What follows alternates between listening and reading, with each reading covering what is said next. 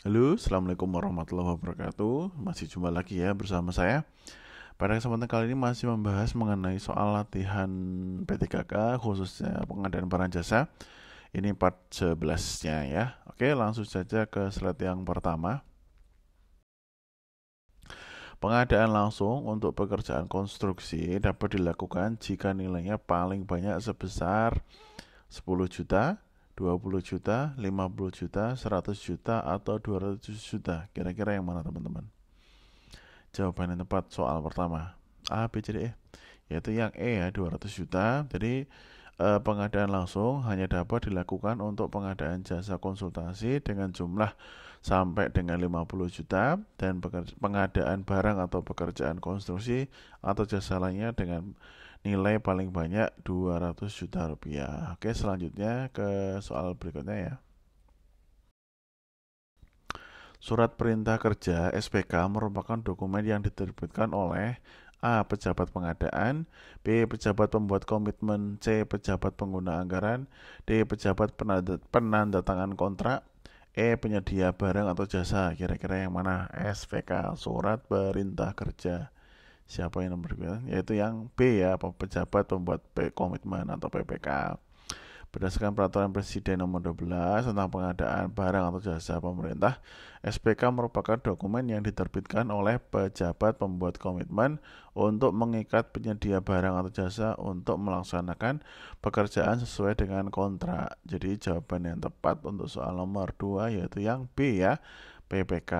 Oke, selanjutnya. Surat perintah kerja (SPK) harus memuat informasi berikut kecuali A. Nama dan alamat penyedia barang atau jasa. Kemudian B. Nama dan alamat pengguna anggaran. C. Objek pekerjaan. D. Nilai kontrak. E. Jangka waktu penyelesaian pekerjaan. Yang mana kira-kira? A, B, C, D, E? SPK memuat informasi apa saja kecuali ya, yaitu yang E ya, jangka waktu penyelesaian pekerjaan. Nih bisa lihat ya, jawabannya adalah tepatlah yang E ya, jangka waktu penyelesaian pekerjaan. Berdasarkan Peraturan Presiden Nomor 12 Tahun 2021 tentang pengadaan barang jasa pemerintah, SPK harus memuat informasi sebagai berikut. Yaitu pertama, nama dan alamat penyedia barang jasa, ini ya. Kemudian nama dan alamat pengguna anggaran, kemudian objek pekerjaan, nilai kontrak, jangka waktu pelaksanaan pekerjaan, kalau ini kan penyelesaian ya, kemudian syarat-syarat pelaksanaan pekerjaan, ketentuan pembayaran, sanksi, lain-lain. Oke, selanjutnya. Proses pengadaan barang atau jasa yang dilakukan dalam waktu singkat dan dengan cara sederhana disebut A. Tender cepat, B. Pengadaan langsung, C. SPK, kemudian D. Purchasing, E. HPS. Kira-kira yang mana? Soal nomor 4. A, B, C, D. Yang A ya, tender cepat. Ini definisinya, tender cepat adalah proses pengadaan barang atau jasa yang dilakukan dalam waktu singkat dan dengan cara yang sederhana. Hal ini dilakukan dengan cara negosiasi langsung dengan penyedia barang atau jasa yang memenuhi persyaratan. Jadi jawaban yang tepat adalah yang A ya, tender cepat. Selanjutnya, pengadaan barang atau jasa yang dilakukan tanpa melalui proses tender atau seleksi lainnya disebut A. Tender cepat, B. Pengadaan langsung, C. SPK, D. Purchasing, E. HPS. Kira-kira yang mana untuk soal nomor 5? A, B, C, D, E, yaitu yang B ya, pengadaan langsung. Nih, pengadaan langsung, pengadaan barang jasa pemerintah dengan cara pengadaan langsung adalah pelaksanaan pengadaan barang atau jasa yang dilakukan dengan cara membeli atau membayar langsung kepada penyedia barang atau jasa oleh pejabat pengadaan tanpa proses lelang, seleksi, penunjukan langsung. Oke, selanjutnya. Pengadaan barang atau jasa secara elektronik yang dilakukan melalui sistem aplikasi yang terintegrasi disebut A. Tender cepat, B. Pengadaan langsung, C. SPK, D. Purchasing, E. HPS. Kira-kira yang mana? Soal nomor 6. A, B, C, D, E, yaitu yang D ya, e-purchasing. Jadi e-purchasing adalah pengadaan barang atau jasa secara elektronik yang dilakukan melalui sistem aplikasi yang terintegrasi. Sistem ini memungkinkan proses pengadaan barang atau jasa dilakukan secara online, mulai dari publikasi, pengadaan dan penyampaian penawaran, evaluasi dan penandatanganan kontrak. Oke, selanjutnya. Sebuah instansi pemerintah ingin mengadakan pengadaan komputer sebanyak 10 unit dengan nilai pengadaan tidak melebihi 200 juta. Instansi tersebut memutuskan untuk menggunakan proses pengadaan A. Tender cepat, B. Pengadaan langsung, C. Penunjukan langsung, D. HPS, E. KAK. Kira-kira yang mana untuk soal nomor 7? Tidak melebihi 200 juta, yaitu yang B ya, pengadaan langsung. Jadi nilai pengadaan komputer sebanyak 110 unit dengan nilai pengadaan tidak melebihi 200 juta sehingga memenuhi syarat untuk pengadaan langsung. Jadi jawaban yang tepat yang untuk nomor 7 yaitu B ya, pengadaan langsung. Oke, selanjutnya.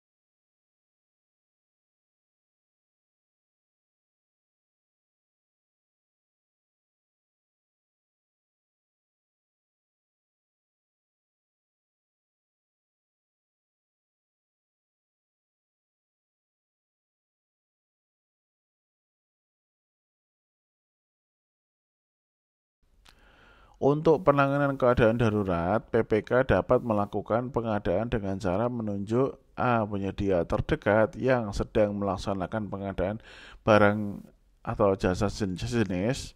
Kemudian B. Pelaku usaha lain yang dinilai mampu dan memenuhi kualifikasi untuk melaksanakan pengadaan barang atau jasa sejenis. Kemudian C. Penyedia katalog lokal setempat.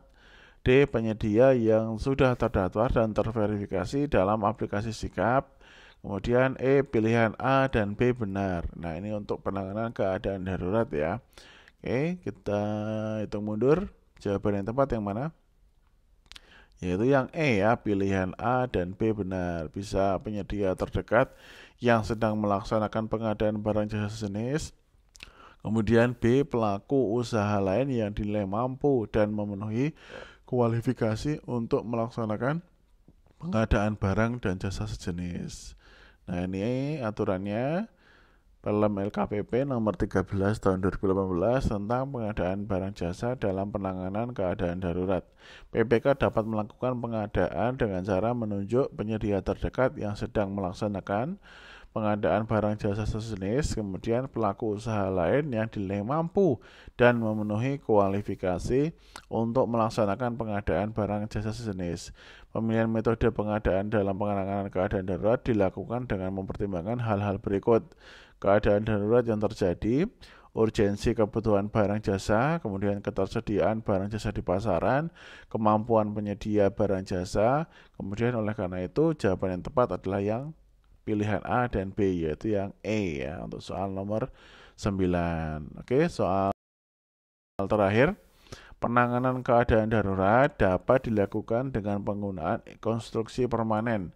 Hal ini dapat dilakukan dengan ketentuan penyerahan pekerjaan.